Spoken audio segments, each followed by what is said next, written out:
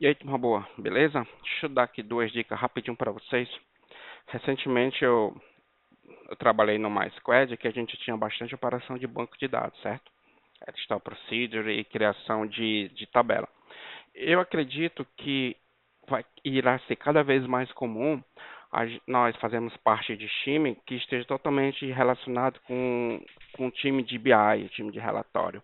Eu acho que isso vai fazer parte, do nosso dia a dia. Pelo menos é esse o movimento que eu tenho observado, sabe? Todos os times, cada vez mais o time de BI ele está lá para pegar os nossos dados e analisar, seja da nossa jornada ou da nossa squad em específico. E eu me recordo que quando eu trabalhava nessa squad específica, que a gente tinha bastante operação com banco de dados, uma das tarefas que às vezes tinha para a gente fazer um teste era validar o esquema da tabela. Por exemplo, o PO ou o líder técnico, existia a necessidade de criar uma tabela para a gente poder resolver um determinado problema do que a gente estava ali desenvolvendo na sprint. E aí muitas vezes esses dados da tabela a gente tinha que testar, porque uma vez que uma história ela estava cadastrada na plataforma, que a gente, por exemplo, gira, e toda a história, que quando ela estava nessa plataforma, ela precisa ser testada, então a gente tinha que testar também. Ah, e, e eu me recordo que quando a gente ia testar a estrutura da tabela, geralmente eu fazia dessa forma.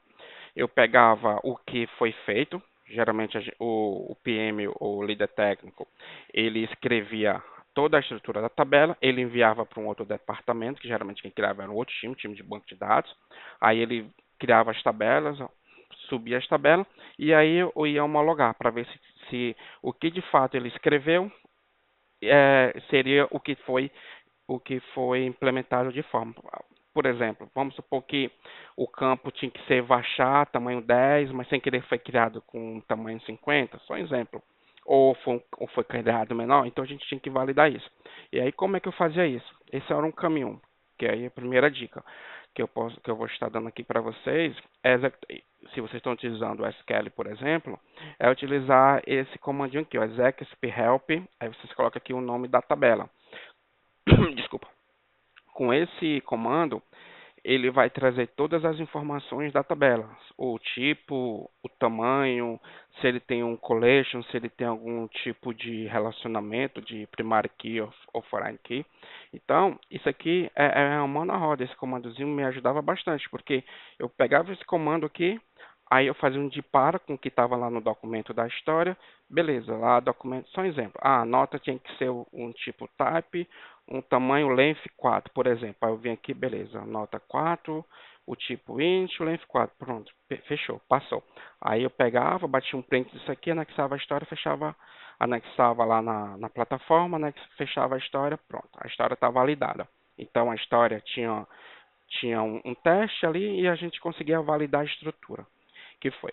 Uma outra coisa também que tinha dentro lá dessa squad tinha muito store procedure, muito store procedure.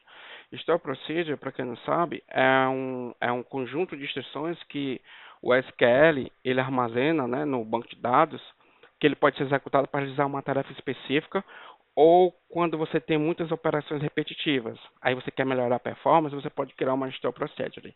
E lá tinha bastante store procedure. E aí, para mim falar um pouquinho sobre a Store Procedure, eu vou só mostrar aqui um pouquinho da arquitetura desse banco aqui. Esse banco aqui foi o que eu criei, que ele está geralmente lá no nosso treinamento. E basicamente o que é que esse carinha faz aqui, ó? Esse aqui tem um banco que é bastante simples. O que é que ele faz? Um aluno, aqui, vou só explicar um pouquinho aqui a tabela, para depois ir para a Store Procedure, certo? Então, um aluno, ele pode ter notas, né, relacionadas às aulas, e uma aula, ela sempre vai estar atrelada a uma disciplina que é ministrada por um professor, aqui, por um professor. Aí uma disciplina, ela sempre vai pertencer a um curso e um curso ela está sempre atrelado a um campus e esse campus ela está sempre atrelado a uma instituição, certo? E aí os alunos se inscrevem em cursos disponíveis no campo. Então essa aqui é a tabela Deixa eu pegar aqui o diagrama para vocês verem. Ó. É bem simples, mas dá para a gente brincar bastante. E aí, aí eu criei também uma Store Procedure. Tá aqui a Store Procedure. E o que é que essa Store Procedure faz? Ela é bem simples também. Ó. Deixa eu resumir aqui. Ó. Eu vou informar para ela uma nota e um bimestre. Então, o que acontece? Eu vou informar uma nota e um bimestre.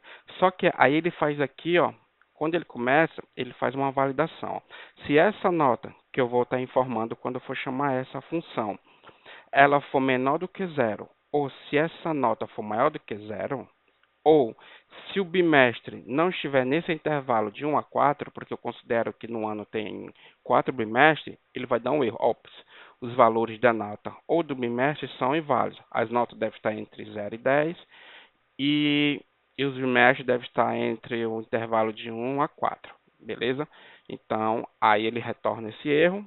Se não fizer isso, ele vai retornar o aluno, curso, instituição, o campo e a disciplina.